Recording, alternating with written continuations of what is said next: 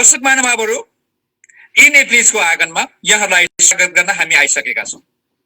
जेन ट्राभल्सले प्रायोजन गरेको यो विशेष कार्यक्रममा नुन चिनी पानी अमेरिकाको अभियन्ता म अर्जुन दाल यहाँहरूलाई अंगालो भरिको माया अनि हातमा भएका सबै औँला जोडी नमस्कार गर्न चाहन्छु। दर्शक महानुभावहरू, सधैँ चाहिँ हामी विशेष अतिथि लिएर आज पनि आइपुगेका छौँ। तर कार्यक्रमलाई अगाडि बढाउनु भन्दा अगाडि म केही प्राविधिक कमी कमजोरी अघिल्ला एपिसोडमा भएका कारण साउन्ड आवाज कस्तो आएको छ भनेर एउटा यहाँहरूबाट प्रतिक्रिया पाइसके पछाडि मात्रै म कार्यक्रम अगाडि अनुमति चाहन्छु। मेरा कुनै दर्शक जसले हेरिरहनु भएको छ उहाँले आवाज कस्तो आएको छ कृपया कमेन्ट बक्समा राखिदिन अनुरोध गर्दछु।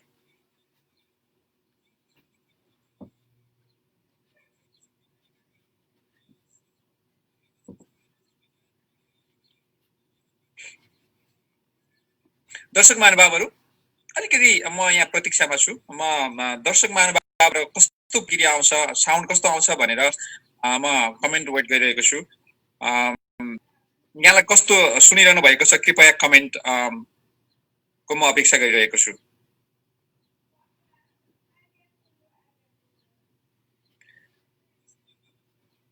यिनै प्लिज विश्वभर हेरिरहेका दर्शक महानुभावहरूलाई आजका हाम्रा प्रमुख अतिथि विशेष अतिथि जानकारीमूलक विषयहरूमा, नेपालका समसामयिक विषयहरूमा, तपाईका जिज्ञासाहरूमा एउटा नयाँ अभियानको विषयमा छलफल गर्नका निम्ति मैले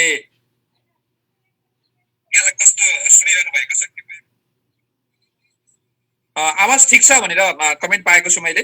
म कार्यक्रम अगाडि बढाउन चाहन्छु। कार्यक्रम सदा चाहिँ कार्यक्रम अगाडि बढाउनु भन्दा अगाडि म एउटा सानो व्यङ्ग्य राख्न चाहन्छु। देश समाजका अभियन्ताहरू भ्रष्टाचार विरुद्धको अभियानमा हुनुहुन्छ। सरकार पक्षका नै अस्थिरता निम्त्याउने ध्यानमा हुन्छ।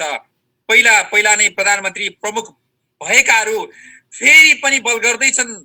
पत्ता लगाउनु छ कस्तो नयाँ ब्रह्मज्ञानमा हुनुहुन्छ।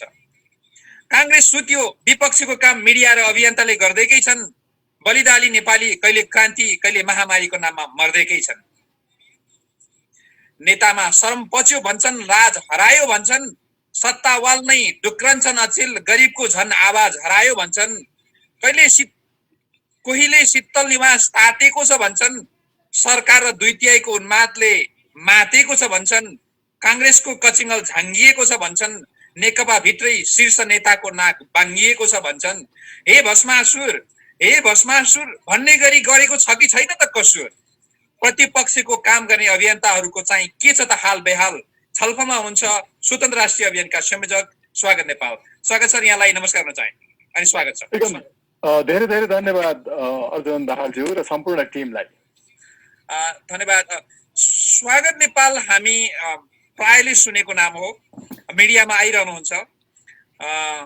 तर यहाँको नाम मात्रै सुनेर पनि कति यहाँका वैयक्तिक विषयमा अलिकति डिटेलमा मान्छे हाम्रा दर्शकहरूलाई थाहा नहुन सक्छ। यहाँको व्यक्तिगत परिचय अलिकति खुलाइदिनुहोस् मेरा दर्शकहरूलाई कृपया। स्वागत छ। सबभन्दा पहिलो कुरा चाहिँ नाममा केही पनि छैन नम्बर। हजुर। दोस्रो नम्बर मेरो न्वारानको नाम स्वागत नेपाल होइन। तेस्रो नम्बर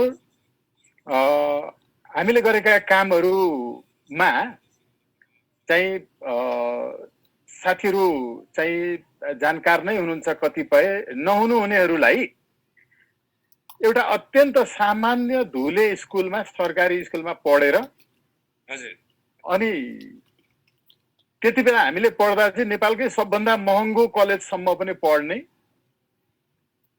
अनि ब्याचलर पास गर्दाखेरि पहिलोचोटि काठमाडौँ खुट्टा टेकेको एउटा सामान्य सेकेन्ड ह्यान्ड साइकल चढेर चाहिँ कलेज जानलाई ऋण काटेर पढेको। कक्षा 5 देखि नै आफ्नो लागि आफै फी जुटाउँदै पढ्दै आएको। ब्याचलर पढ्दा पनि अर्काको घरमा पनि बसेर काम गरेर पढेको राजविराजमा। हजुर। अनि अहिले काठमाडौँमा चाहिँ डेरामै बसिरहेको, तर राम्रै नै गाडी चढेर हिँड्ने मान्छे हैन। अब मैले यो भनिरहेको के छु भने हजुर, मैले जोड्न खोजेको चाहिँ यहाँको पत्रकारिता अनि वकालत पेसा यी आदि विषयहरूको बारेमा अलिकति त्यहाँसम्म ल्याउन खोज्दैछु म यहाँलाई। हो, यो गर्दै गर्दै पत्रकारितामा मैले यो एकदमै सङ्घर्षशील जीवनबाट आएको एक नम्बर। अनि पत्रकारिता चाहिँ एउटा कार्यालयले आफ्नो कार्यालय बढार्ने ओर्ने झाडु लगाउने पोसा लाउने मान्छेको विज्ञापन मागेकोमा त्यही जागिर खान गएको। हजुर। अनि त्यहाँनिर चाहिँ होइन तिमी त साह्रै राम्रो कलम भएको मान्छे लेख्ने मान्छे, तिमीले यति ठाउँमा लेख्ने गर, तिम्रो काम चाहिँ यहाँनिर लेख्ने काम हो भनेर मलाई भनेको कसले भने नेपाल टेलिभिजनमा अर्पण शर्मा भन्ने अङ्ग्रेजी समाचार पढ्ने नेपथ्य समूहमा हुनुहुन्थ्यो। उहाँको बुवा दिल्लीराम निर्भिकको पत्रिकाबाट मैले पत्रकारिता सुरु गरेँ। त्यो भनेको चाहिँ 46 साल सकिएर लगभग 47 साल सुरु हुन लागेको बेलामा त्यहाँबाट सुरु गरेँ। त्यसपछि पत्रकारितामा मैले चाहिँ एउटा गोर्खापत्रमा गरिन, त्यो बाहेक राष्ट्रिय समाचार समिति, सबै जसो राष्ट्र दैनिकहरू, नेपाल टेलिभिजन, रेडियो नेपाल, त्यति बेलाको त्यो घटना र विचार लगायत इत्यादिमा गर्दै गर्दै मैले नगरेको भनेको सायद एउटा होला सगरमाथा टेलिभिजन भन्ने, त्यो बाहेक चाहिँ सबै जसोमै गरेँ। प्राइम टाइम समाचार पढ्नेदेखि लिएर रिपोर्टिङसम्मका काम पत्रकारिताको यो भयो। त्यसपछि झन्नै 20 वर्ष जति पढाएँ, स्कुलदेखि चाहिँ कलेज लेभलसम्मै राष्ट्रिय अन्तर्राष्ट्रिय विश्वविद्यालयहरू अन्तर्गत पढाएँ। अनि पहिला अलिअलि चाहिँ अब लेख्ने कामहरू जे जति थियो त्यो अहिले पनि छ। केही पुस्तकहरू छन्, 5-7वटा अनुसन्धानात्मक कृतिहरू, सहलेखन र एकलका, केही कोर्समा पनि छन्। साहित्यको पनि राष्ट्रिय कविता पुरस्कार, राष्ट्रिय निबन्ध कथा पुरस्कार लगायत पनि प्राप्त गरेँ। त्यति बेला चाहिँ त्यो समाचारै बन्थ्यो, चाहिँ मूल समाचार बन्थ्यो रेडियो नेपाल, नेपाल टेलिभिजनको चाहिँ राष्ट्रिय कविता पुरस्कार पाउँदाखेरि त होइन, गोर्खापत्रमा पुरा छापिने लगायतको। अहिले पनि रेगुलर लेखिरहेको छु, पुस्तकहरू प्रकाशित भइरहेछन्। र अहिले चाहिँ म काम र अनि कानुनी काममा मात्रै छु र कम्पनी अन्तर्गत चाहिँ छन् केही। यो छ मेरो परिचयको हिसाबले। ल ठिक छ। दर्शक महानुभावहरू, सुरुदेखि यहाँसम्म आएको स्वागत नेपालको केही सङ्घर्ष, केही आफ्ना योगदानहरू र अहिलेका पुस्तक लेखनसम्मका कुराहरू हामीले यहाँसम्म आइपुग्यौँ। अब म यहाँलाई यहाँको अभियानतिर जोड्न चाहन्छु। यहाँको अभियानको नाम नै स्वतन्त्र राष्ट्रिय अभियान राख्नु भएको छ। यो नामको नामाकरण कसरी रह्यो? यो नामाकरण बारे अलिकति बोलौँ। यो के लाग्यो भने हाम्रो समाजमा चाहिँ मान्छे जन्मिँदो रहेनछ। हाम्रो समाजमा काङ्ग्रेस जन्मिँदो रहेछ, एमाले जन्मिँदो रहेछ, माओवादी जन्मिँदो रहेछ, मधेसवादी जन्मिँदो रहेछ, जनजातिवादी जन्मिँदो रहेछ, अनि मान्छे चाहिँ जन्मिँदो रहेन रहेछ। र बरु यो बाँदर जातिबाट अहिले भर्खरै यो चाहिँ युवल हरारीको पुस्तक छ एउटा,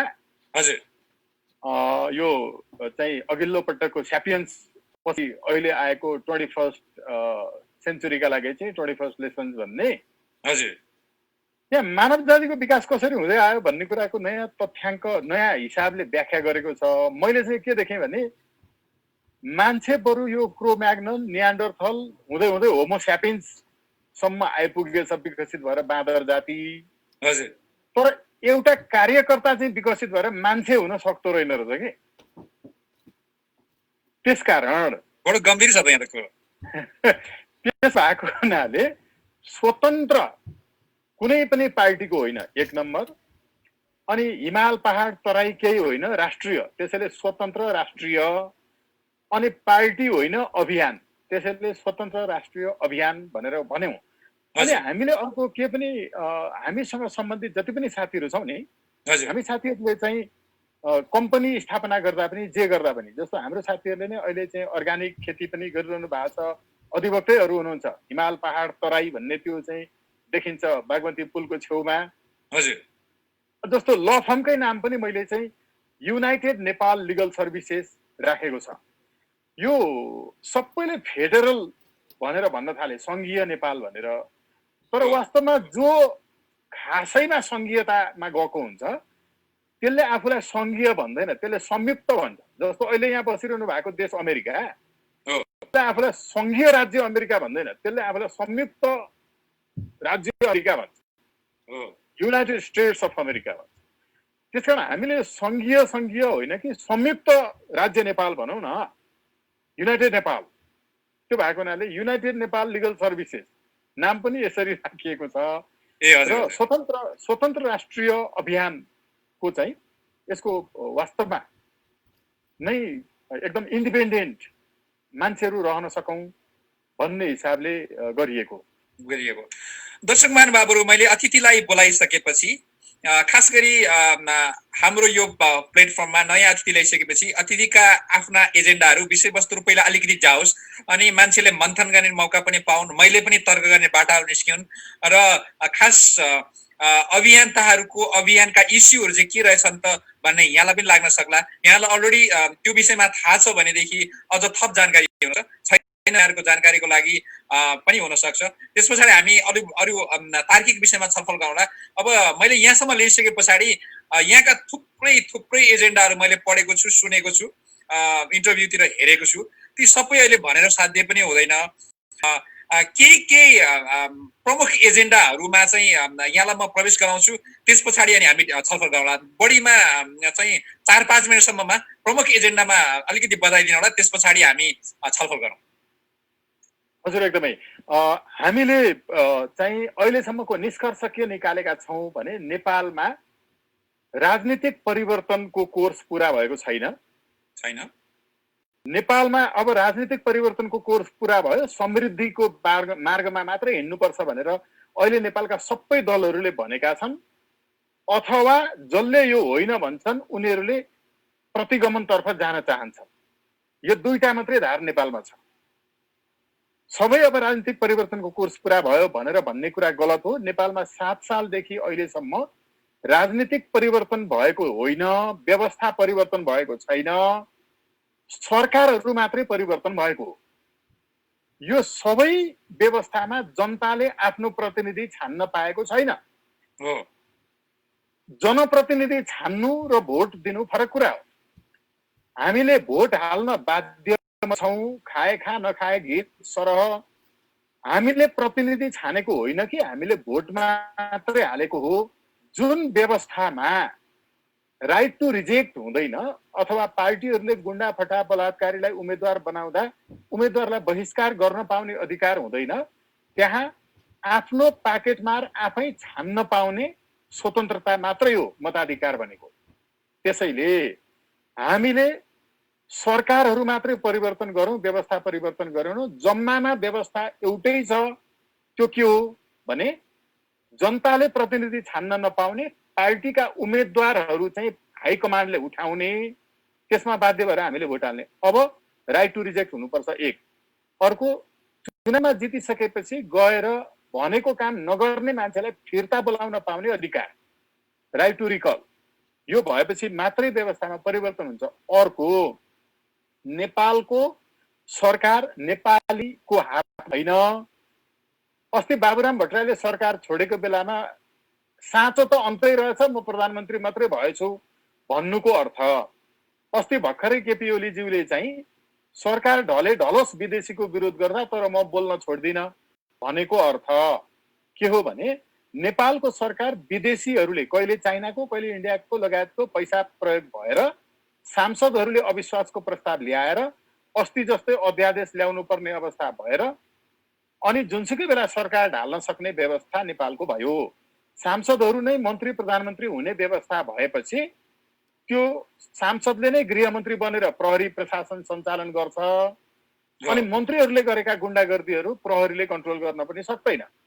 तर जुन व्यवस्थामा सांसदहरू मन्त्री प्रधानमन्त्री हुन पाउँदैनन्, उनीहरूले केवल कानुन मात्रै लेखेर फर्किने भएपछि योजना बनाउन पाउँदैन, उनीहरूले प्रहरी सञ्चालन गर्न पाउँदैन, उनीहरूले ठेकापट्टा सञ्चालन गर्न पाउँदैन र चुनावमा भएको खर्च असुलपर गर्नु अवस्था हुँदैन। यसैले पञ्चायत व्यवस्थामा पनि सांसदहरूलाई अविश्वासको प्रस्ताव ल्याउन राजाले प्रयोग गर्थे र इक्वेसनमा परिवर्तन गरेर अनि सरकार परिवर्तन गर्ने अस्थिरताको खेल खेलिरहन्थे।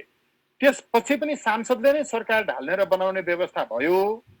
अब हामीलाई चाहिएको डाइरेक्ट देशैभरिका मान्छेहरूको बहुमत जसले प्राप्त गर्छ उसले सरकार बनाउने। त्यो बहुमत भनेको कम्तीमा 51% त होला। एकजना सांसदले पनि एउटा निर्वाचन क्षेत्रबाट बहुमत पाएको हुँदैन। एउटा निर्वाचन क्षेत्रमा 10 जना उम्मेदवार हुन्छन् अनि 9 जना उम्मेदवारले 9% भोट ल्यायो भने 81% 9 जना उम्मेदवारको हुन्छ। जित्ने उम्मेदवारको 19% ल्याएर जित्छ। यो 15 सालदेखि अहिलेसम्मका सबै निर्वाचनमा यस्तै हुँदै आएको छ। यो चाहिँ अल्पमतले बहुमतका नाममा शासन गर्ने व्यवस्था। यसलाई संसारभरिका सबै पोलिटिकल साइन्सका विश्वविद्यालयहरूमा ओलिगार्की भनिन्छ, स्वल्पतन्त्र भनिन्छ, अल्पतन्त्र भनिन्छ। यो अल्पतन्त्रको व्यवस्था नेपालमा रह्यो। अब यो बहुमतको व्यवस्था र बहुमतको सरकार होइन, यो बहुसिटको व्यवस्था हो। बहुसिट, धेरै सिट 51% भन्दा बढी सिट संसदमा आयो भने त्यसले सरकार बनाउने हो। तर देशैभरिको बहुमत जनताको, बहुमत भनेपछि मतको हुनु पर्यो, सिटको बहु होइन। त्यसकारण अब यो मतको बहु नहुने, सिटको चाहिँ बहु हुने बहुसिटीय व्यवस्था हो। हामीले यसलाई त्यसै भएको हुनाले यो अल्पतन्त्र हो भनेका छौँ, यो भाइ भतिजावाद हो भनेका छौँ। किनभने अस्ति राजावादी पार्टीको महामन्त्री राजेन्द्र लिङ्गदेनलाई राजा विरोधी पार्टी कम्युनिस्ट पार्टी नेकपाले तिमी भोट हाल है राजेन्द्र लिङ्गदेनलाई झापामा, नभए कारवाही हुन्छ भनेर निर्देशन दियो। तिनका कार्यकर्ताले फुरुफुरु त्यही माने। त्यही भएर बाँदर मान्छे हुन सकेन, कार्यकर्ता मान्छे हुन सकेन भनेको। अब प्रचण्डले भोट हाले उसमा रुखमा, शेरबहादुर देउवाले हँसिया हथौडामा भोट हाले, राजेन्द्र महतोले तपाईँको नेकपाबाट चाहिँ निर्वाचनमा अस्ति जिते, नेकपाले निर्देशन दिएर भोट हालेर, नेपाली कङ्ग्रेसले महन्त ठाकुरलाई जितायो। अनि यसै गरिकन साझा विवेकशील, यो काङ्ग्रेस एमाले काम लागेन, अब साझा विवेकशीललाई छानौँ भनेर जनताले साझा विवेकशीललाई भोट हालेको। उसले लगेर फेरि राष्ट्रिय सभामा काङ्ग्रेसलाई हालिदियो। उसलाई जनताले हालेका थिए, उसले काङ्ग्रेसलाई हालिदियो राधेश्याम दाईलाई। मान्छेहरूप्रति मेरो विमति छैन है। सूर्य चिन्हमा उठेर जित्ने तपाईँको अर्कै पार्टीका तेस्री पार्टीप्रति पनि मेरो विमति छैन। तर के हो भने यी सबै बेग्ला बेग्लै नाम गरेको एउटै पार्टी रहेछ। बेग्ला बेग्लै नाम गरेको एउटै पार्टी हो यिनीहरू। त्यसै भएको हुनाले यो चाहिँ साथीभाइलाई मात्रै जिताउने भाइ भतिजावाद, नेपोटिजम भन्छ। यो चाहिँ अब मधेसीको प्रतिनिधित्व विनोद चौधरीले गर्ने, राज्यलक्ष्मी गोल्छाले गर्ने, अनि राई लिम्बू महिलाको प्रतिनिधित्व वामदेव गौतम र ईश्वर पोखरेलको श्रीमतीले गर्ने, अनि काठमाडौँका नेवार महिलाको प्रतिनिधित्व अहिले शङ्कर पोखरेलको श्रीमती हुनुहुन्छ। अब यो भनेको के हो भने समानुपातिकताको नाममा अर्कै मान्छेलाई यो भ्रमपूर्ण व्यवस्था। यसो भएको हुनाले यो चाहिँ धन जसको छ उसैले। अस्ति राज्यलक्ष्मी गोल्छाको 3वटा पार्टीमा नाम थियो, एउटै निर्वाचनमा 3वटा पार्टीको तर्फबाट उहाँको चाहिँ उम्मेदवारहरूको सूचीमा नाम थियो। यसो भएको हुनाले यसलाई चाहिँ जसको धेरै सम्पत्ति छ उसैले गर्ने यो प्लुटोक्रेसी भन्छ। अब यो बाहेक अर्को चाहिँ हुकुमबाट चलाउने यो व्यवस्था भएको हुनाले हामीले अब तुलनात्मक रूपमा चाहिँ यो व्यवस्थामा आइपुग्दा पनि हामीलाई लोकतन्त्र भनेर झुक्क्याइयो। डाइरेक्ट देशभरिका मान्छेले भोट हाल्न पाउने, अब कुनै पनि व्यक्तिको नाममा जमिन राख्न नपाउने, तर नगद सबैको जति पनि हुन सक्ने। 18 वर्षदेखि 24 वर्षसम्मका सबै युवाहरूलाई अनिवार्य सैनिक स्वयंसेवामा राख्ने, स्वास्थ्य शिक्षा सम्पूर्ण राज्यले गर्ने, यो गर्न मजा सकिन्छ। अब अहिले भर्खरै मैले तपाईँको चाहिँ यो विश्व मानव विकास प्रतिवेदन हेरिरहेको थिएँ। लेटेस्ट ह्युमन डेभलपमेन्ट रिपोर्टले पनि के देखाइरहेको छ भने अहिले संसारभरिको 92% सम्पत्ति चाहिँ 1% मान्छेको हातमा छ। नेपालको अघिल्लो पटकको विश्व मानव विकास सूचकाङ्क हेर्दाखेरि नेपालको राष्ट्रिय आयको 90% रकम यो देशको 10% मान्छेलाई खर्च भइरहेछ र जम्मा 10% रकम चाहिँ होल 90% मान्छेलाई खर्च भइरहेछ अहिले। अब जति मान्छेको नाममा घर जग्गा जमिन छ त्यतिको रहिरहन्छ, जनसङ्ख्या तीव्रतम बढिरहेको छ र हामीले पर्खाल लगाउँदा लगाउँदै सिमाना छुट्याउँदा छुट्याउँदै आफ्ना आफ्ना घर बनाउँदै जग्गा जमिन सकिन्छ। सरकारी जमिन र वन जङ्गलमा घर बनाउने कुरै हुँदैन। अब हामीलाई के हुँदैछ भने खुट्टा टेक्न सक्ने ठाउँ छैन। अब यो भोलि पर्सिका दिन यो दिन आउँदैछ धेरै टाढै छैन। अहिले जसो अलिअलि खेत जग्गा जमिन होला तिनको 2 पुस्ता पछाडि तिनको टाउको लुकाउने ठाउँ हुने छैन। त्यसैले हामीले अहिलेदेखि के भनिरहेछौँ भने एउटा नेताले चाहिँ आउने चुनाव मात्रै सम्झिन्छ, तर एउटा राजनेताले स्टेट्सम्यानले चाहिँ 2-3 पुस्ता पछिको सम्झिन्छ। हामी जेसुकै भनौँ जोसुकैले यो दूरदृष्टि राखेर भनिरहेछौँ कि जमिन व्यक्तिको हुनुहुँदैन। यो सम्पूर्ण जमिनमा तपाईँको चक्लाबन्दी गरेर ठुला ठुला चाहिँ उत्पादनका कामहरू गर्ने 18 वर्षदेखि 24 वर्षसम्मकालाई अनिवार्य सैनिक सेवामा राख्ने, शारीरिक रूपले पनि हटाएर बनाउने, त्यहाँ श्रम पनि गराउने, कलेज पनि पढाउने, त्यहाँबाट उत्पादित वस्तु विदेश बेच्ने। आजभन्दा 40 वर्ष अगाडि हामीले चाहिँ संसारका देशहरूलाई बिक्री गरिरहेका चिजहरू अझै गर्न सक्छौँ। त्यसकारण यो चाहिँ राजनीतिबाट हराएको अध्यात्म र दर्शन व्यापार भयो। राजनीति ठिक छ, आध्यात्मिक हुन्छ। त्यो आध्यात्मिक मान्छेले यो जुनीका लागि जग्गा जमिन सम्पत्ति मात्रै जोड्ने कुरालाई ठुलो ठान्दैन। त्यसैले आध्यात्मिक मान्छेहरूले राजनीति गर्नुपर्छ भन्ने सम्मको अभियानमा छौँ। पछि जोडौँ होला। धेरै कुरा आइल। दर्शक महानुभावहरू, अहिले मैले अलिकति आफ्नो ढङ्गले सोलो चाहिँ जानकारीको लागि मौका दिएँ। म अब अलिकति छलफलमा भाग लिन कोसिस गर्छु। यो राइट टु रिजेक्ट भन्ने जुन यहाँले एजेन्डा उठाउनु भएको छ, अनि राइट टु रिजेक्ट गर्दाखेरि नेपालमा सांसदहरू अनि त्यस्ता जनप्रतिनिधिहरू बाँकी रहला नि त? राइट टु रिजेक्ट हुने बित्तिकै के हुन्छ भने म भन्न खोज्दैछु, मैले जोड्न खोजेको के हो भने मैले धेरै ठाउँ यो चाहिँ अन्य फोरममा नै सुनेको, नेता छान्ने भनेकै जनताको लेभल जुन छ त्यही अनुसारका नेता आउने हुन् भन्ने चाहिँ धेरै सुनिन्छ। अब प्राय जसो अहिले जति देखियो, अहिले एउटा चाहिँ गाउँपालिकादेखि सरकार प्रमुखसम्ममा करप्सनको त यहाँ चाहिँ लहरै छ भनिन्छ। अब यहाँ राइट टु रिजेक्ट गर्दाखेरि बाँकी रहला नि त भनेको। म यहाँका अभियन्ताहरू सर्टेन मान्छे मात्रै त इलेक्टेड हुँदैनन् होला। एकदम। अब म जोड्न चाहन्छु, राइट टु रिजेक्टको उद्देश्य के हो भने मानौ म एमाले काङ्ग्रेस माओवादी कुनै पार्टीको हो, मैले कुनै पनि हालतमा मेरो पार्टीलाई जिताउन चाहन्छु, तर मेरो पार्टीले गुण्डालाई निर्वाचनमा उम्मेदवार बनायो भने अब म सूर्यलाई भोट हाल्दै आएको मान्छे हो भने रुखमा भोट हाल्न हातै जाँदैन। मेरो पार्टीको उम्मेदवार हेरो त्यो एकदम गुण्डा छ, बलात्कारी छ, अब मैले राइट टु रिजेक्टमा भोट हालिदिन्छु, त्यो उम्मेदवार बहिष्कार गरेको।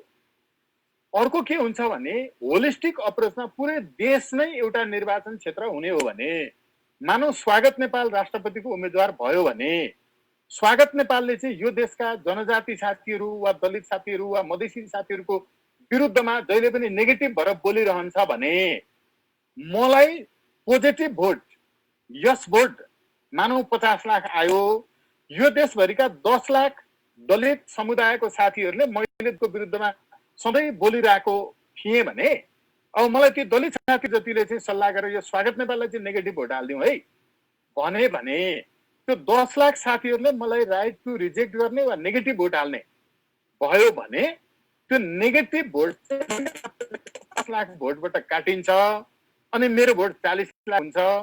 अर्को साथीले चाहिँ पोजिटिभ भोट चाहिँ 45 लाख ल्याएको रहेछ भने मेरो 40 लाख ल्याउँदै पनि 10 लाख घटेर मेरो 50 ल्याउँदै 10 घटेर आइपुग्छ, 45 ल्याउने साथीले जित्छ र त्यो 10 लाख जसले मलाई भोट हालेको हुन्छ त्यसको मतको सम्मान हुन्छ। एउटा मैले यहाँ अलिकति रोकेँ, मैले त्यो बुझेँ, यहाँ कन्सेप्ट सामान्यतया बुझियो। अब यहाँ यो खालका कन्सेप्ट हजुर एउटा बौद्धिक व्यक्ति भएको हुनाले यस्ता कन्सेप्टहरू बौद्धिक तर्कहरू पर्याप्तै निकाल्न सकिन्छ, पुस्तकै निकाल्न सकिन्छ जुन चाहिँ फरक खालका छन्, अग्रगमनकारी छन्, तार्किक छन्, अर्थपूर्ण छन् र चाहिँ जनमानसका लागि स्वादिला र प्रिय लाग्दा छन्। तर यी सबै प्रयोग गर्नका लागि त हामीलाई संविधान दिनु पर्यो, कानुनले दिनु पर्यो। यी आदि कुरामा त अब अहिले प्राय जसो यहाँका तर्कहरू सुन्दाखेरि कुनै राजनीतिक पार्टीसँग मिल्दा जुल्दा छैनन्।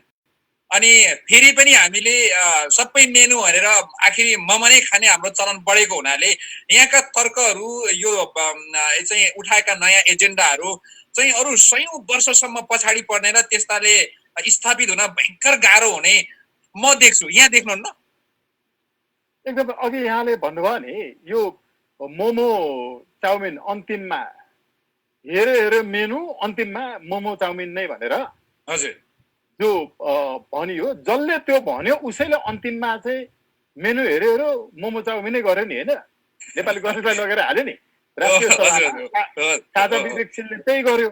हजुर अब यो प्रवृत्ति भएकोमा हामीले के चाहिँ हो मुख्य कुरा भने, सर अहिले अमेरिका बस्नुहुन्छ, अमेरिका बस्नुहुन्छ जहाँसुकै फोहोर गर्नुहुन्न, म पनि युरोप अमेरिका पुग्दा त्यही गर्छु, तर नेपाल फर्केर आउने बित्तिकै जहाँसुकै फोहोर गर्न थाल्ने म आफै हो। तर यो कोटेश्वरबाट धुलीखेलतिर जाने बाटोमा पहिला जहाँसुकैबाट मान्छेले बाटो काट्थे, अहिले त्यहाँ यस्तो रेलिङ बनाइदिएको छ, त्यो रेलिङबाट त्यहाँ फोहोर सफा गर्ने वा मानसिक सन्तुलन गुमेका चाहिँ साथीहरू कहिलेकाहीँ सडक छेउमा आइपुग्नुहुन्छ, उहाँहरू पनि त्यो रेलिङबाट माथिबाट हाम फालेर पनि जान सक्नुहुन्न, तलबाट छिरेर पनि जान सक्नुहुन्न। तलबाट छिरेर जाँदा पनि त्यो यस्तो साँघुरो र यस्तो फोहोर ठाउँ छ कि उनीहरू पनि जाँदैनन्। त्यहाँ अहिले जोसुकै त्यस्तो मानसिक सन्तुलन गुमेका मान्छेहरू पनि कि जेब्रा क्रसबाटै कि माथि ओभरहेड ब्रिजबाटै पार गरिरहेका हुन्छन्, जाने ठाउँ छैन। मेरो भनाइको मतलब तपाईँले व्यवस्था बाध्यकारी बनाउनु भयो भने त्यहाँ भ्रष्टाचार हुँदैन। त्यो के हो भने सांसदलाई तपाईँले मन्त्री हुनै नपाउने व्यवस्था गर्नुभयो भने चुनावमा धेरैभन्दा धेरै खर्च गरेर ऊ लडेर मन्त्री सन्त्री केही हुन नपाउने, गएर खुरुखुरु अध्ययन अनुसन्धान विश्लेषण गरेर कागजमा कानुन मात्रै लेखेर फर्किने सांसद हुनलाई उसले चुनावमा खर्च गर्दैन, उसलाई मनै लाग्दैन, उसले गुन्डागर्दी नै गर्दैन। यो भनेको के हो भने व्यवस्था तपाईँले यस्तो बाध्यकारी बनाइदिनुहुन्छ कि उसलाई सांसदहरू मन्त्री हुन नपाउने व्यवस्था कानुनै बनाइदिनु भइसकेपछि भ्रष्टाचार हुँदैन। किनकि सर मैले फेरि रोकेँ यहाँलाई, मैले माने यहाँका तर्कहरू म त्यसमा त यो तर्कले न यो अभियान ल्याउने हो, अनि के अरे जसले बुझ्नु भएको छैन बुझाउँदै जाने हो, यो मैले माने। तर तपाईँ अहिले जुन एउटा चाहिँ अभियान लिएर हिँड्नु भएको छ, यो अभियान चाहिँ अहिलेको विशेष गरेर सत्ताधारी अथवा विपक्षमा रहेका मान्छेहरूसँग पनि त्यति नजिक छैन, अथवा उनीहरूको गतिविधिसँग मिल्दोजुल्दो छैन। अनि त्यो त ठुलो संख्या त्यहाँ छ। तपाईँको अघि पनि भनियो, अघि हामीले एउटा जुन एक्जाम्पल भन्यो आखिरी मम नै भने जस्तै, त्यो मम भनिएर जुन पात्रको हामीले अलिकति साङ्केतिक छलफल गर्यौँ, उहाँलाई पनि एक्सपेक्ट गरिएकै व्यक्तित्व हुनुहुन्थ्यो। अनि आखिरी त मममै गरेर टुङ्गियो भनेपछि हाम्रो अनुसारको जुन एउटा चाहिँ लेभल छ, जुन मानसिकता छ, जुन हाम्रो समाज छ, क्षेत्र यही अनुसारका मान्छेहरू आउने हुनाले यहाँको मुद्दा चाहिँ अरू धेरै समयसम्म पनि स्थापित हुन गाह्रो देखिन्छ भन्ने मेरो तर्कलाई चाहिँ कसरी पुष्टि गर्नुहुन्छ? अलिकति थोरै। ओके, अब यसमा विज्ञान हेरौँ है त।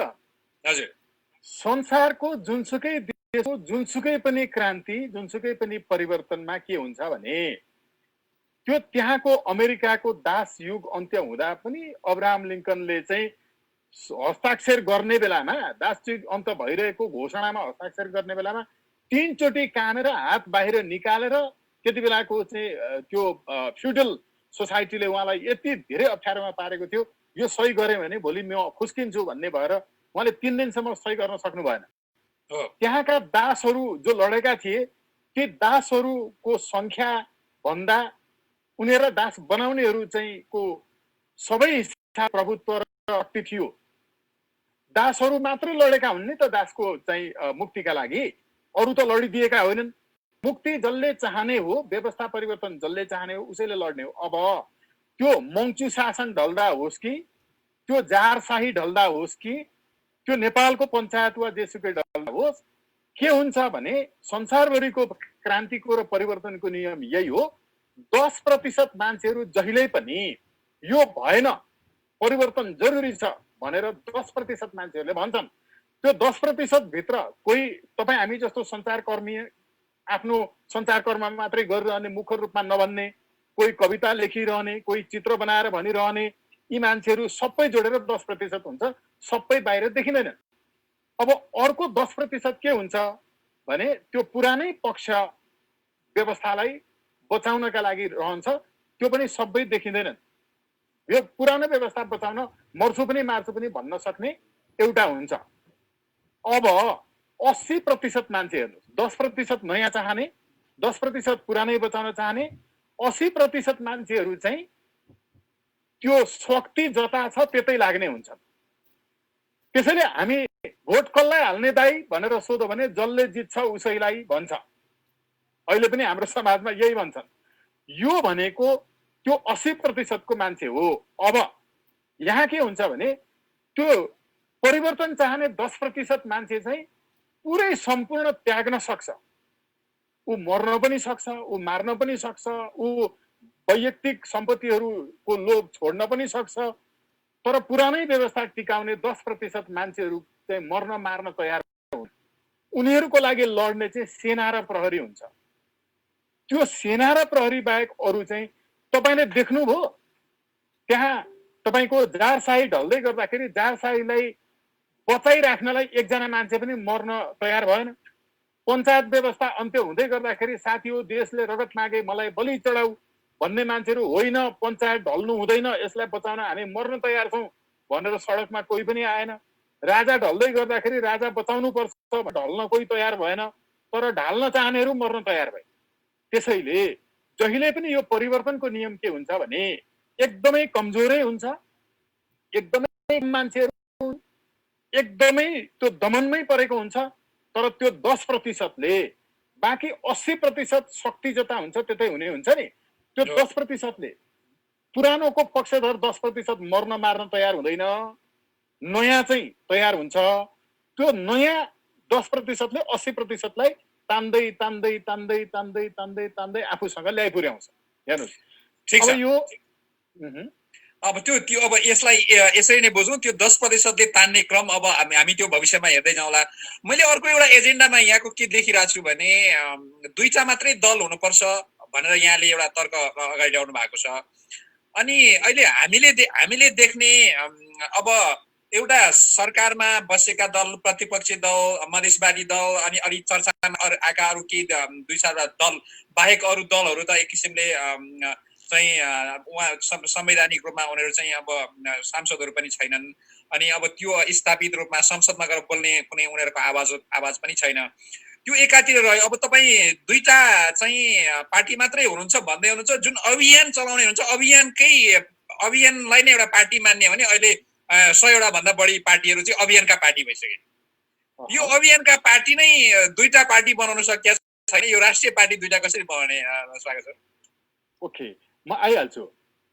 अहिलेसम्म नेपालमा भएका सबै दलहरू र अरू जति अभियानहरू चलिरहेका छन्, म विनम्रतापूर्वक विनयशीलतापूर्वक भन्छु, यो सबै बेग्ला बेग्लै जुनसुकै नामको अभियान इत्यादि पार्टीहरू आए पनि अस्ति भर्खरै पहिला अभियान भएर अहिले भर्खरै दर्ता भएका दलहरू पनि सबै बेग्ला बेग्लै नाम गरेको एउटै पार्टी हो। किनभने यिनीहरूले जम्मामा बहुसिटको होइन कि बहुमतको सरकार हुनुपर्छ, जनताबाट डाइरेक्टली इलेक्टेड चाहिँ 51% ल्याउँछ, त्यो स्वतः एउटा पार्टी भइहाल्यो। त्यो बाहेक अर्को पार्टी अस्ति तपाईँको चाहिँ अमेरिकामा भएको निर्वाचनमा पनि 2 जना उम्मेदवारको मात्रै तपाईँको चाहिँ भोट हामी संसारभरिका मिडियाले सुनाए। तर अर्को एकजना उम्मेदवारको भोट त तपाईँको 1.7% आएको थियो नि। त्यो त देखाएन संसारभरिका कसैले। भनेको 2 दलको मात्रै चर्चा चाहिँ भयो। त्यो 2 दलीय व्यवस्था नभएर 2 दलीय प्रणाली हो। 2 दलीय प्रणाली म अर्को पनि पूर्वक भन्छु, संसारको कुनै पनि राजनीति शास्त्रको विश्वविद्यालयमा 2 दलीय व्यवस्था भनेर पढाइँदैन। 2 दलीय व्यवस्था भन्ने नै हुँदैन, तर 2 दलीय प्रणाली हुन्छ। हामीले 2 दलीय प्रणालीको कुरा गरेको हो। त्यो प्रणाली के हो भने जम्मामा 51% ल्याउने मान्छे सरकारको नेतृत्व गर्छ, बाँकी 49% प्रतिपक्षमा बस्छ। अब तपाईले कानुनै यस्तो बनाउनुभयो संविधान जहाँ राष्ट्राध्यक्ष हुनका लागि निर्वाचन गरेर त्यसको 51% ल्याउनेले सरकार बनाउँछ भन्ने कानुन बनाएपछि त तपाईको 2 दल भइहाल्छन्। जस्तो अमेरिकाको तपाईको पहिलो राष्ट्रपति भनेको चाहिँ जर्ज वाशिङटन हुँदाखेरि के भयो भने त्यहाँनिर तपाईको चाहिँ एकैचोटि एउटा पार्टीको चाहिँ 51% मत आएन।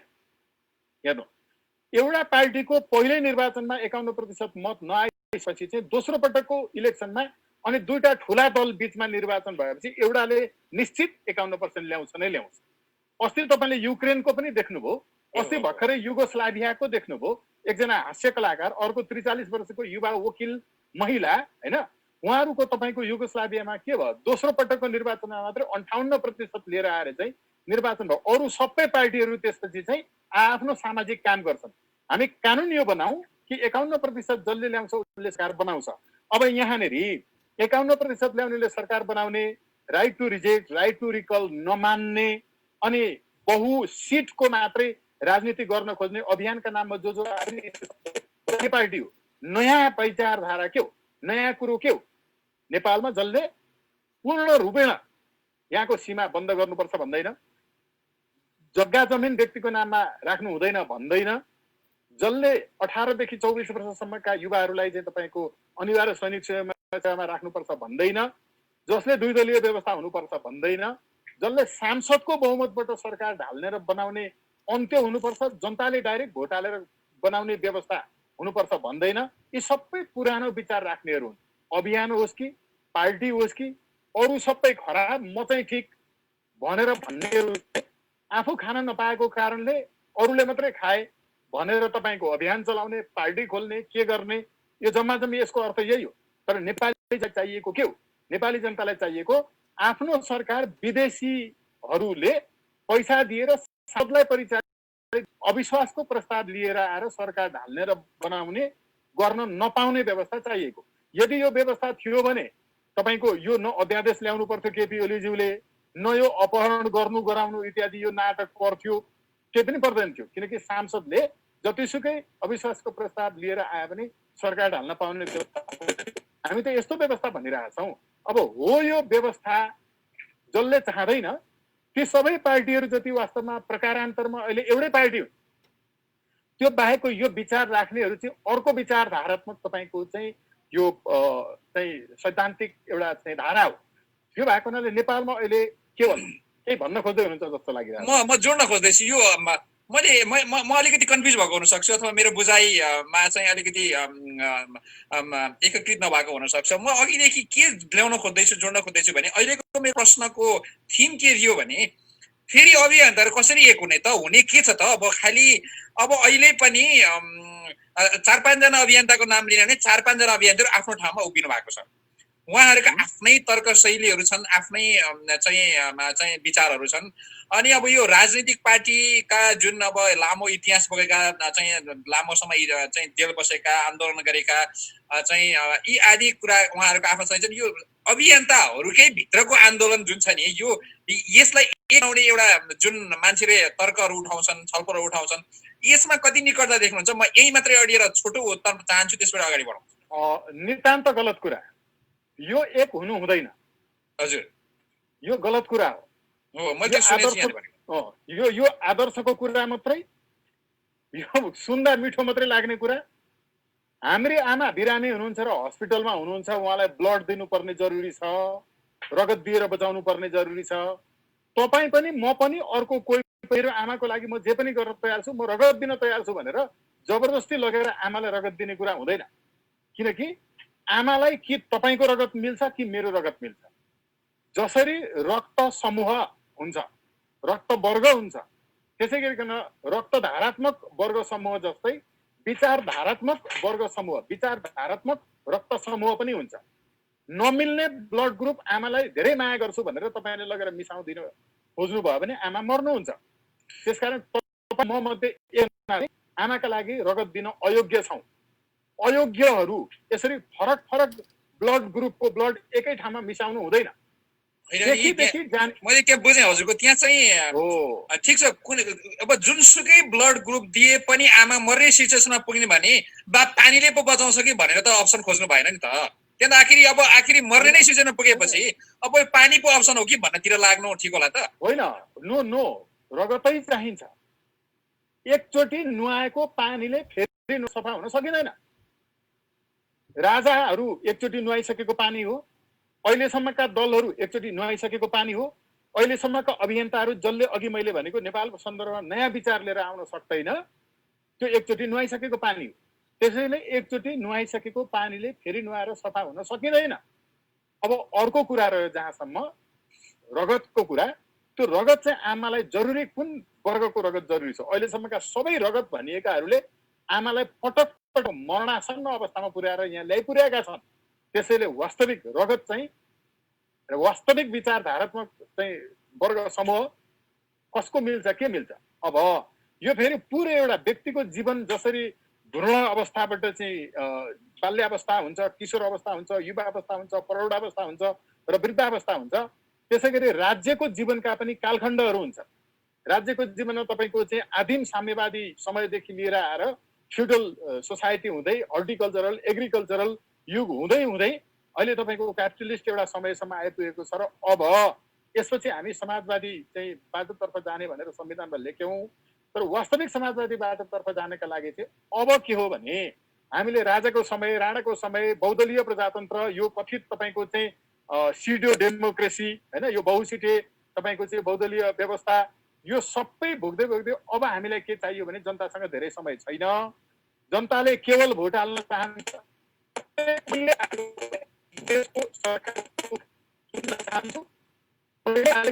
जित्नुपर्छ कि मैले हारेको भोट हार्नुपर्छ, तर मेरो नामबाट सांसदले भोट हालिदिएर सांसदको सिटको संख्याको बहुमतबाट चाहिँ सरकार बनाउने व्यवस्था हुनुहुन्न।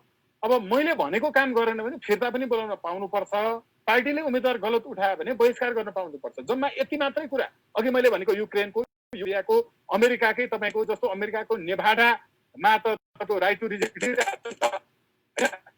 पनि भइरहेछ। संसारका धेरै चाहिँ संस्थाहरूले गरेका छन्। अब यो चाहिँ व्यवस्थातर्फ हामी गएनौँ भने यो जे सबै एउटै हुनुपर्छ भनेर कसैले भन्नुहुन्छ भने त्यो मैले भन्दा कडा सुनिएला। तर यो जुनीभरि बरु एक्लै असल विचार राखेर किताब लेखेर मर्नु राम्रो। फेरि पनि धोका दिएर जनतालाई यो सबै मिलेको देखेर मिलिमिली खाने हो भने खाउँ न त। धेरै ठुलो संख्या देखाउने हो। काङ्ग्रेस एमाले माओवादी राप्रपामै गए भइहाल्यो नि। अभियन्ताहरू सबै मिलेर फेरि हिजोकै जस्तो व्यवस्था बनाउने। फेरि हामीले स्वागत सर, मैले माने स्वागत सर। अब जुन कम्युनिस्ट भनाउँदा एउटा ठुलो विभिन्न खेमामा जम्मा भएको चाहिँ पार्टी छ, जत्था छ, समूह छ। कम्युनिस्ट भित्रै 20औंवटा जत्थाहरू छन्, पार्टीहरू पनि छन्, निकै शक्तिशालीदेखि सामान्यसम्म। अब काङ्ग्रेस आफै एउटा रह्यो, त्यसपछि प्रजातन्त्र पार्टी, मधेसवादी पार्टी, यी अरू थुप्रै पार्टीहरू, यी कुनै पार्टीसँग यहाँको अहिलेसम्म आएका तर्कहरू मेल खाने देखिएन। अब जुन अभियन्ताहरू छन्, अभियन्ताहरूमै केही नामै लिन म चाहन्छु अहिले। अब यो अन्यथा नबुझ्नु होला। सुरेन्द्र केसीदेखि अनि सुरेन्द्र भण्डारीदेखि बालकृष्ण नेउपानेदेखि अनि अब हाम्रो ज्ञानजीदेखि यो खालका अभियन्ताहरू पनि एउटा खेमामा हिँड्दैछन्, कुद्दैछन्, दौडिँदैछन्, आवाज निकाल्दैछन्। कति सुनिँदैछ, कति सुन्दैछन्, कति व्यावहारिक छन्, कति अव्यावहारिक छन्, कति अलिक बढी आक्रामक छन्, कति चाहिने भन्दा बढी छन्। यो आदि छलफल गर्ने काम, हेर्ने काम दर्शकहरूको हो। अब ती सबैसँग पनि मेल नखाइसकेपछि, राजनीतिक पार्टीसँग नै मेल नखाइसकेपछि अनि हामी कुन बल र अभियानले, अघि त यहाँले भन्नुभयो त्यो 10%ले बाँकी 90% तान्छ कुनै एउटा समयमा त भन्नुभयो, तर त्यो समय सजिलो छैन, मलाई चुनौतीपूर्ण छ कि भनेर मैले अलिकति यहाँलाई पज गर्न खोज्दैछु। एकदमै हेर्नुहोस् है त, म इक्जाम्पल देखाउँछु कृपया। 10 वर्ष अगाडि नेपालमा पहिलो पटक हामी नै हो राइट टु रिजेक्टको आवाज उठाउने मान्छे हो। म स्वयं पनि 73वटा जिल्ला घुमेर जनतासँग विचार बुझेर लिएर आएर तत्कालीन पहिलो पनि दोस्रो पनि संविधान सभामा लिखित रूपमा अहिले पनि उनीहरूका विषयगत समितिका अवधारणामा चाहिँ तपाईँको साइटेसन राखेर, फुटनोट राखेर हामीले दिएका चाहिँ विचारहरू कम्ती व्यक्ति चाहिँ गरेर त्यति बेला हामीले राइट टु रिजेक्टको कुरा गर्दा नेपालका वरिष्ठ अधिवक्ताज्यूहरू को इत्यादि सबैले हामीलाई यिनीहरू बहुलट्टी भन्नुभयो होइन। खबर तपाईँको समाचारै यो चाहिँ बहुलट्टीपन हो भनेर चाहिँ उहाँहरूको यत्रो अक्षरमा चाहिँ दिनुभएको न्युजहरू हामीलाई त्यति बेला मान्छेले पागल भने। तर राइट टु रिजेक्ट नभइकन डेमोक्रेसी कहिल्यै पनि तपाईँको पूर्ण डेमोक्रेसी हुँदैन भनेर सर्वोच्च अदालतले पनि तपाईँको निर्देशनात्मक आदेश दियो, कानुन बनाऊ भनेर अहिलेसम्म बनाएनन्। केवल हामी 2-3 जना तपाईँको भाइराजा राई, विकास लगाई, म स्वयं होइन भएर यो गर्दाखेरि 601ले लेख्न नसकेको कानुन हामी 3 जनाले लेखिदियौँ। त्यो डकुमेन्ट छ, निर्देशनात्मक आदेश छ, सर्वोच्च अदालतले तपाईँको पुरा निर्देशन दिएको छ। यो बन्छ नै बन्छ। 10 वर्ष अगाडि हामीले यो कुरा भन्दा हामीलाई मान्छेहरूले बहुलट्टी भने, राइट टु रिकलको कुरा गर्दा। अहिले हामीले व्यक्तिको नाममा, एक व्यक्तिको तपाईँको चाहिँ एउटा मात्रै ब्याङ्क खाता हुन्छ, एउटा भन्दा बढी ब्याङ्क खाता खोल्न पाउँदैन। कम्पनी हो भने पाउँछ, सब ट्रान्सपरेन्ट हुनुपर्छ। लगायत यी जति पनि व्यक्तिका नाममा सम्पत्ति नहुने भनिरहेका छौँ, यो कुराहरू चाहिँ हेर्दै जानु होला। योभन्दा अगाडि हामीले तपाईँको त्यो चाहिँ गाडीको इम्पोज नम्बर प्लेटहरू रोक्ने कुरामा यो कोषै खारेज गरायौँ त प्रज्ञा प्रतिष्ठानको। शब्दकोश खारेज हुन्छ भनेर मान्छे भन्थे। हेर्नुहोस् जुन शब्दकोशले ओम भन्ने शब्द हटायो, सबै रोमनाइज गरेर तपाईँको चाहिँ लिएर आएर अब मेरो लेख्नु पर्दा म एकार अनि र ओकार होइन कि MERO लेख्ने अवस्थामा हाम्रो शब्दकोशले पुरा हामीले खारेज गरायौँ त होइन। यो आइफा अवार्ड खारेज गरायौँ त। विषादीयुक्त पदार्थ तपाईँको लिएर आउँदै गरेको राजपत्रमा प्रकाशित भइसक्यो कानुन खारेज गरायौँ त। भनेको के भने मान्छेमा यति अथाह शक्ति हुन्छ नि, त्यो केवल विश्वास बाहेक र साँच्चै तपाईँले निस्वार्थ रूपले लाग्नुभयो भने त्यो 100% पुरा हुन्छ। हामी जो भनिरहेका छौँ नि 51% ल्याउनेले नै सरकार बनाउनु पर्छ भनेर यी सबै अभियन्ताहरू किन भन्दैनन्? अघि नाम लिनुभएका मान्छेहरूले किन भन्दैनन् भने 51% को माग राखौँला, भोलि निर्वाचन आउँदा 51% मेरो त आउँदैन, म त साइड लाइनमा लागिहाल्छु, त्यसमा म नै हुन पाउँदैन भने किन 51% भन्नु भनेर भन्दैन। यो सबैभन्दा ठुलो स्वार्थ। एउटा कार्यक्रममा हेर्नु होला डाक्टर सूर्यकान्त केजीलाई सांसदहरू मन्त्री प्रधानमन्त्री हुन नपाउने व्यवस्था हुनुपर्छ कि पर्दैन मैले सोधेको थिएँ। उहाँले यो त पर्दैन भन्नुभयो। अनि त्यही कार्यक्रममा आफैले राष्ट्रपतिका लागि आफ्नो लागि भोट माग्नुभयो। भोलि भइहाल्यो भने मलाई 1 भोट चाहिँ दिनु होला भनेर। उहाँ जतिको डाक्टरले के बुझ्नु पर्थ्यो भने आफ्नो लागि आफैले राष्ट्रपतिका लागि डाइरेक्ट भोट माग्ने व्यवस्थामा सांसदहरू मन्त्री प्रधानमन्त्री हुँदैनन् भन्ने चाहिँ बुझ्नु पर्यो नि त, होइन र? संसारमा जहाँ पनि डाइरेक्ट राष्ट्रपतिका लागि निर्वाचन माग्ने भोट माग्ने व्यवस्था भएको ठाउँमा सांसद मन्त्री प्रधानमन्त्री हुँदैन। हुनुपर्छ कि पर्दैन म सोध्छु। अनि पर्दैन भन्नुहुन्छ। दोस्रो वाक्यमा आफ्नो लागि भोट माग्नुहुन्छ भनेको के भने तपाईँ अभियन्ताहरूको, तपाईँ प्रोफेसरहरूको, तपाईँ पोलिटिकल पार्टीका मान्छेहरूको कुन सोचले कहाँबाट गाइडेड भएर यो कुरा भनिरहेका छन्? हेर्नु, धारणा र विचारमा क्लियर छन् कि छैनन्? सांसदहरू मन्त्री प्रधानमन्त्री हुन पाइन्छ कि पाउनु पर्छ कि पर्दैन भन्ने क्वेसनमा पाउनु पर्दैन भन्ने जवाफ आयो भने मात्रै डाइरेक्ट राष्ट्रपतिका लागि भोट माग्ने व्यवस्था हुन्छ के? अब यो जनतालाई मैले कसलाई बुझाउँदै हिँड्नु होइन? अब जो मान्छेहरू भ्रष्टाचारको विरोध गरिरहेका छन्, भ्रष्टाचारको मूल कारण अहिलेको निर्वाचनमा सांसदहरू मन्त्री प्रधानमन्त्री हुन पाउने व्यवस्था हुनु नै त्यो निर्वाचनमा भएको खर्च असुल पर गर्ने, अर्को पटकको निर्वाचनका लागि फेरि खर्चहरू बटुल्ने अहिलेसम्मको व्यवस्था यही हो। यो व्यवस्था हटाउन नचाहने तर भ्रष्टाचारको विरोध अहिले सबैलाई भ्रष्टाचारी जति पहिचान गरेर ल्याएर तपाईँले चाहिँ त्यो टुँडी खेलमा गाड्नु भएर अनि अर्जुनजी तपाईँ नै यो मुलुकको चाहिँ सर्वेसर्वा चाहिँ सरकार प्रमुख हुनुभयो भने पनि यो व्यवस्था रहन्जेल यस्तै हुन्छ। स्वागत नेपाल भए पनि यस्तै हुन्छ, अर्को भए पनि यस्तै हुन्छ। ठिक छ स्वागत सर। अब हामी झन्नै 1 घण्टा बोलिसकेका छौँ। थुप्रै कुरा गर्नुपर्ने छ। कुराहरूमा लाग्छ 5-6 घण्टासम्म कुरा गर्न छलफल गर्न सकिन्छ। अब म यहाँलाई कता लान चाहन्छु भने अहिलेको सरकारतिर आउँ। अहिलेको केपी शर्मा ओलीको सरकारका सकारात्मक कुराहरू गरेका राम्रा कामहरू के छन् छोटकरीमा? केपी ओलीज्यूले गर्नुभएको असाध्यै राम्रो काम के छ भने उहाँले वास्तवमा इमानदारीपूर्वक भन्नुपर्छ कि त्यो झुठो नै सही तर हामी नेपालीहरूले पनि गर्न चाहिँ सक्छौँ है, मरिसकेका सपनाहरूमा सपना चाहिँ देख्न सक्छौँ है भन्ने चाहिँ एउटा जगाएकै हो। त्यो के जगाएको हो भने मान्छेले जतिसै उडाए पनि नेपालले आफ्नै झण्डा सहितको पानी जहाज विदेशमा तपाईँको समुद्रमा चलाउने कुरा जो हो नि त्यो आज होइन नि 27मा मन ल्याएको कानुन थियो। पानी जहाजको लाइसेन्स अहिले पनि मान्छेलाई थाहा नभएको पो त हामीले त कयौं मुद्दा हेरेका छौँ। नेपालबाट सामुद्रिक मुलुकहरूमा चाहिँ त्यहाँ पानी जहाजमा काम गर्न जाने मान्छेले कयौं 20-22-25 वर्षदेखि हिजो अस्ति 8-10 वर्ष अगाडिसम्म पनि पानी जहाजमा काम गरेको क्षमता यसमा छ, गर्ने क्षमता छ भनेर नेपालबाट चाहिँ तपाईँको सिडिओबाट लाइसेन्स लिएर प्रमाणपत्र लिएर जाने त्यो झुठो नै सही किन नहोस् होइन? त्यो एउटा सपनाको कुरा। अरु थप्दै जाउँ। अब सपना बिउझाउने एउटा कुरा। अर्को कुरा के हो केपी ओलीको चाहिँ सवालमा भने व्यक्तिगत रूपमा चाहिँ मान्छे मृत्युको मुखमा जान आएर तापनि हिम्मत हार्नु हुँदैन है भन्ने युवाहरूलाई धेरै ठुलो सन्देश केपी ओलीको व्यक्तिगत जीवनबाट लिन सकिन्छ। जस्तो उहाँ चाहिँ तपाईँको वीर हस्पिटलमा जाँदै गर्दाखेरि पनि उहाँ थाहा थियो कि he was scheduled to be unconscious होइन। उहाँ चाहिँ तपाईँको अपरेसन गरिँदै थियो उहाँको दोस्रो पटक तपाईँको चाहिँ किडनी ट्रान्सप्लान्ट हुँदै थियो। यो अवस्थामा म मर्न पनि सक्छु भन्ने चाहिँ उहाँलाई लागेकै थियो, डक्टरहरूले पनि उहाँलाई भनेकै हो। तर त्यो अवस्थामा पनि म सही र तगडा भएर आउनेछु भनेर यो के हुन्छ भने दुईटा हट एकदमै बडा संवेदनशील हुन्छ। एउटा बाल हट, अर्को राज हट। केपीले बाल हट र राज हट सँगसँगै देखाउनु भयो। उहाँले तपाईँको मृत्युको मुखतर्फ जाँदै गर्दा पनि, हस्पिटल जाँदै गर्दा पनि क्या शानका साथ जीवनप्रतिको तपाईँको चाहिँ आस्था होइन, जीवनप्रतिको त्यो तपाईँ जिजीविसा, बाँच्ने चाहना होइन, जीवनप्रतिको विश्वास, यो कुरामा चाहिँ केपी ओलीबाट सबैले पाठ सिक्नुपर्छ। अरू व्यक्तिगत उसले बाँचेर के गर्छ त्यो बेग्लै कुरा भयो, तर जीवनप्रतिको आस्था यो अर्को कुरा चाहिँ केपी ओलीबाट सिक्नुपर्ने पाठ हो।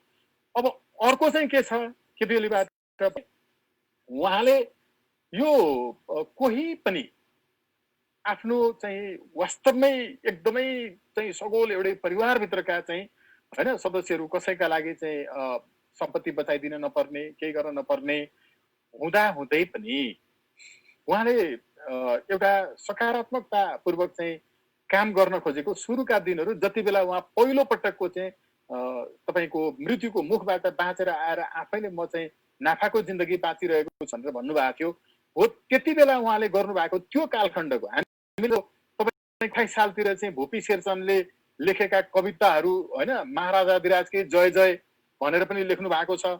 अनि पछि घुम्ने मेचमाथि अन्धो मान्छे भनेर पनि भूपी शेरचनले नै लेख्नु भएको छ। हामी घुम्ने मेचमाथि अन्धो मान्छे भन्ने कविताको चाहिँ पूजा गर्छौँ, तर त्यो महाराजकी जय जय भन्ने कविता लेख्ने भूपी शेरचनलाई हामी चाहिँ धिक्कार गर्छौँ। हो यस्तै उहाँको त्यो बेलाको ठ्याक्कै त्यो नाफाको जीवन मैले आएँ भनेर बोलेको बेला चाहिँ वास्तवमा मान्छेले कसरी पोजिटिभ पनि लिनु पर्दो रहेछ भन्ने कुरा त्यो बेला पनि मान्छेले पाठ सिकेका छन्। तर यो सम्पूर्णतामा अन्ततः चाहिँ स्कोर भयो कि भएन यसरी मूल्याङ्कन गरिन्छ। अब यो बाहेक नेगेटिभली तपाईँको कुरूपताभित्र पनि सुन्दरता देख्ने पक्ष के हो भने यो मान्छेहरू भ्रष्टाचारको विरोध किन गर्नु, बेकारको यो जरुरी छैन, यो कोरोनाले जुनसुकै बेला पनि मर्न सकिने रहेछ, जीवन कति नै समयको छ र त्यसकारण यो भ्रष्टाचार विरोध छोडिदिउँ, खानेले पनि कति नै खालान् र भ्रष्टाचार गरेर खानेले पनि मरेर लाँदैनन् आखिर, त्यसकारण यो विरोध नगरिकन अब चुप्प लागेर आफ्नो ढङ्गले आध्यात्मिक भएर बसौँ भनेर भ्रष्टाचारको विरोध नगरिकन मान्छे बस्न थालेको बेलामा होइन है तिमीहरूले अझै बोल्न जरुरी छ, भ्रष्टाचारको विषयमा मर्नु पूर्व पनि बोलिरहनुपर्छ भन्ने चेतना जगाउन उहाँले झन् धेरै भ्रष्टाचारका श्रृङ्खला ल्याइदिएर ठुलो गुण लगाउनु र यति बेला चाहिँ सबैभन्दा ठुलो गुण यो छ कि यस्तो बेलामा पनि मृत्युको मुखमा पुग्दा पनि भ्रष्टाचार र विकृति विसङ्गतिको विरुद्धमा बोल्न छोड्नुहुन्न है भन्ने कुराको स्वयं उहाँ एउटा चाहिँ उदाहरण बन्नुभयो। हामीले आभारी छु, स्वागत छ। मैले केही खालि नकारात्मक विषयहरूलाई अथवा फरक धारलाई मात्रै भन्दा नि अहिलेको धारमा पनि के छ त भन्ने अलिकति कोट्याउने कोसिस गर्ने। हामी लगभग 1 घण्टा बोलिसकेका छौँ, अझै धेरै कुरा गर्न मन लागेको छ। अब स्वागत छ, म यहाँ अब यो अर्को कुनै विषयमा मौका मिल्यो भने हामी थप छलफल चर्चा गरौँला। अब यो नेपालभन्दा बाहिर बसेका थुप्रै नेपाली दाजुभाइ दिदीबहिनीहरू कोही अझै पनि नेपाली स्ट्याटसमा, कोही गैर आवासीय नेपाली स्ट्याटसमा बस्नु भएको छ। उहाँहरूलाई समेट्ने चाहिँ स्वतन्त्र राष्ट्रिय अभियानको के छ पहल, अथवा उहाँहरूलाई चाहिँ अब यहाँको अभियानमा जोड्ने अथवा जोड्न जरुरी छैन? अब किनभने यहाँका धेरै कारणहरूले मान्छे एक्सक्लुड भइरहेको देखिरहेको छु म। किन पार्टीमा लागेका मान्छेहरू पनि ती विभिन्न तरिकाले एक्सक्लुड हुने देखिए, अभियन्ताहरू पनि सर्टेन कारणले एक्सक्लुड हुने देखिए। विदेशमा रहेका नेपालीहरूको चाहिँ के छ स्थिति? विदेशमा रहेका नेपाली साथीहरूको लागि हामीले चाहिँ एकदमै सशक्रियताका कुरा होइन, अहिलेसम्म 56वटा योजनाहरू बनाएका छौँ। त्यो के छ भने एउटा समाचार हामीले देख्यौँ कि यो भक्तपुरका कुमाले साथीहरूको चाहिँ त्यो पेसा नै गुम्ने भएछ, लोप हुने भएछ। तर मानौ एउटा कन्सेप्चुअलाइज गरेको है हामीले, नेपालको एयरपोर्टबाट बाहिर निस्किने बित्तिकै सार्वजनिक बाटोमा घर जोडिएका घर जति सबैले अनिवार्य रूपमा गमला राख्नै पर्ने, त्यो गमला राखिसकेपछि त्यहाँ फुल रोप्नै पर्ने, फुल नरोपे झार भए पनि रोप्नु पर्ने, जसले रोप्दैन त्यसलाई फौजदारी मुद्दा सरह हतकडी लगाउने। हेर्नुहोस्, देशभरिको सार्वजनिक बाटोमा जोडिएको त्यत्रो घर भाडा लगाएर पैसा खाइरहन्छ पुस्तौँ पुस्ता, तर बाटोमा जोडिएको गमला राख्न सक्दैन। यो गर्ने हो भने राज्यले कोष पैसा नछुट्याइकन नेपालभरि तपाईँको कुमाले साथीहरूको लागि र माटोको चाहिँ गमला पर्नेहरूको त भयङ्कर ठुलो हुने रहेछ।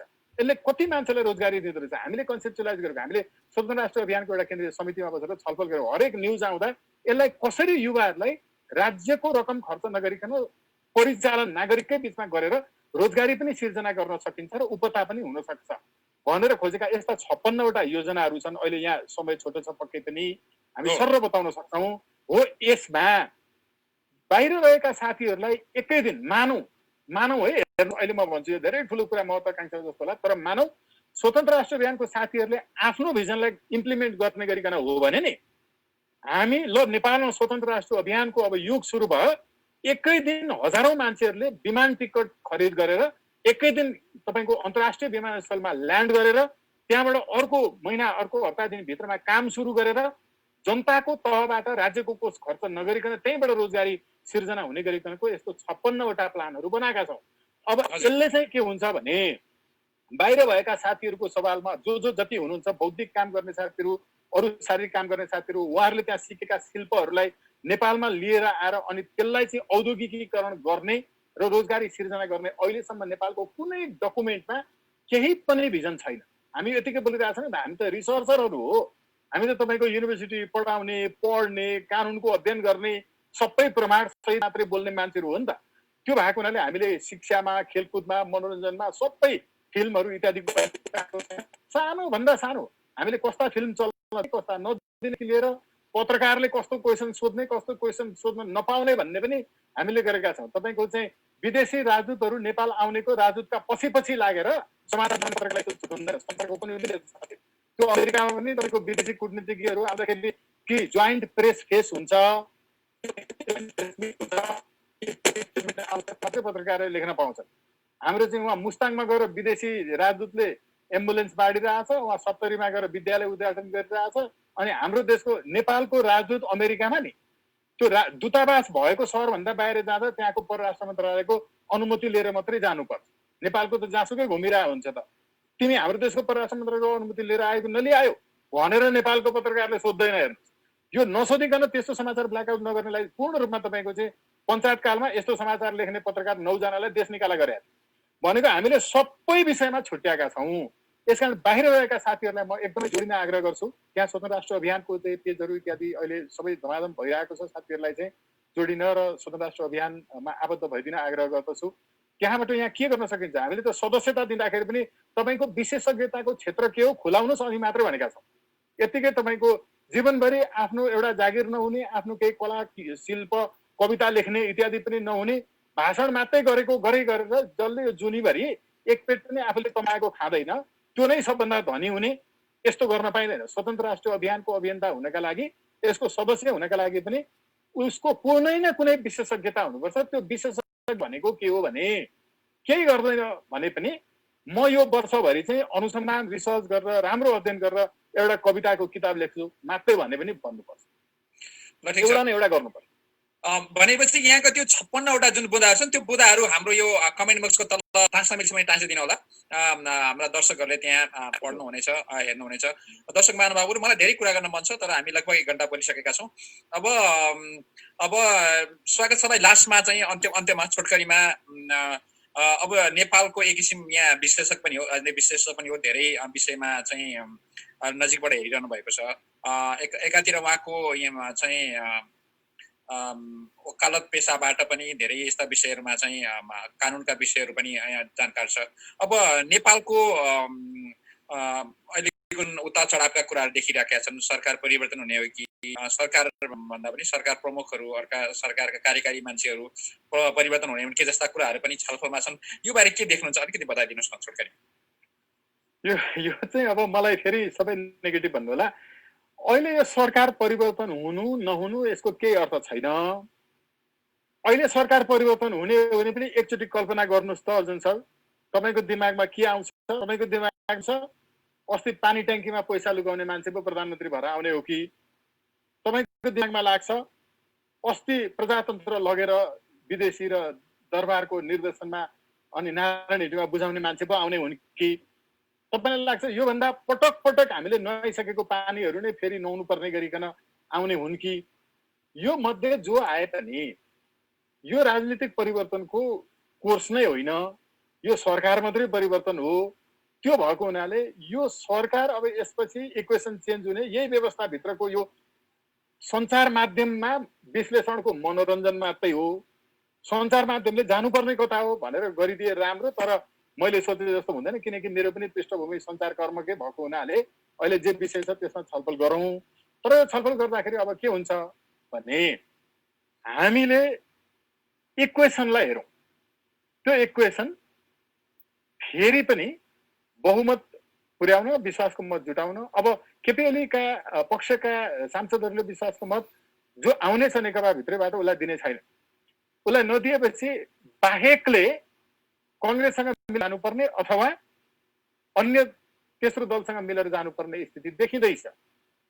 यो देखिने स्थिति भएको हुनाले अब हुन के सक्छ भने प्रधानमन्त्री केपी ओलीज्यूले एउटा ऐतिहासिक दुर्घटनातर्फ मुलुकलाई नलाने हो भने र एउटा कुसाइटमा ऐतिहासिक साँझ नपार्ने हो नेपालको राजनीतिक चाहिँ बाटोमा भने उहाँले अहिले लिइरहनु भएको मुड भनेको संसद विघटन गर्ने, मध्यावधि निर्वाचनतर्फ जाने, यस्तो देखिन्छ। यो कोणबाट चाहिँ आइरहेको छ, किनकि नेपालको इतिहासमा यस्तो भइरहेको छ। अब फेरि पनि उहाँले होइन। हजुर हजुर कृपया। ठिक छ, अब त्यो सम्भावना देखियो। अब यो विषयमा फेरि हामी अर्को विषयमा छलफल गरौँला। म अब एउटा टिम चाहिँ यहाँबाट चाहिँ लिन खोजेको, यहाँले धेरैवटा अन्तर्वार्ताहरूमा मेरो शक्ति भनेको म मर्न पनि नडराउने मान्छे बनाएको मलाई यो आध्यात्मिक शक्तिले हो भन्ने खालको कुरा कता कता बोलेको सुनेको छु। अब अन्तिममा यो आध्यात्मिक पाटोबाट अलिकति जोडौँ अनि त्यसो फेरि यहाँलाई फेरि हिन्दूवादी भन्ने अर्थ लाग्ला, अथवा आध्यात्मिक भन्ने बित्तिकै बुद्धिज्म होस् अथवा अर्को जुनसुकै धर्म मान्ने मान्छेहरूलाई चाहिँ आध्यात्मिक भन्न खोज्नु भएको हो कि यहाँको पनि ब्याकबोन चाहिँ त्यही हिन्दू धर्मसँग रिलेटेड मान्छेहरूको ब्याकबोनको आधारमा बोलिरहनु भएको हो कि अलिकति थोरै यहाँ प्रश्न पारौँ अनि हामी बन्द गरौँ। यसो छ, यो आध्यात्मिकता भनेको चाहिँ धार्मिकता भन्दा माथिको कुरा हो। आध्यात्मिक भनेको हिन्दू, बुद्धिस्ट, क्रिस्चियन इत्यादि सबैभन्दा माथि हो। जस्तो अमेरिकाको आफ्नो संविधानले नै तपाईँको हामीलाई धर्मनिरपेक्ष मुलुक भनेर लेखेको छ। त्यहाँ तपाईँको 10 फाउन्डिङ फादर्सहरूले चाहिँ संविधान बनाउँदाखेरि यो धर्मनिरपेक्षतालाई कसरी व्याख्या गर्ने, राख्ने कि नराख्ने भन्ने बारेमा धेरै ठुलो तपाईँको थोमस जेफरसनहरूले चाहिँ छलफल गरेर सल्लाह गरेर गरे। अमेरिकी राष्ट्रपति निर्वाचित हुने बित्तिकै पहिलो विदेश भ्रमण भ्याटिकन सिटीबाट गर्छ। अहिलेसम्म तपाईँको चाहिँ 3 जना अमेरिकी राष्ट्रपतिले मात्रै पहिलो विदेश भ्रमण चाहिँ भ्याटिकन सिटीबाट गरेका छैनन्। बेलायतका प्रधानमन्त्री त्यसै गर्छन्, नेपालका चाहिँ पहिलो तपाईँको इन्डिया जान्छन् प्राय।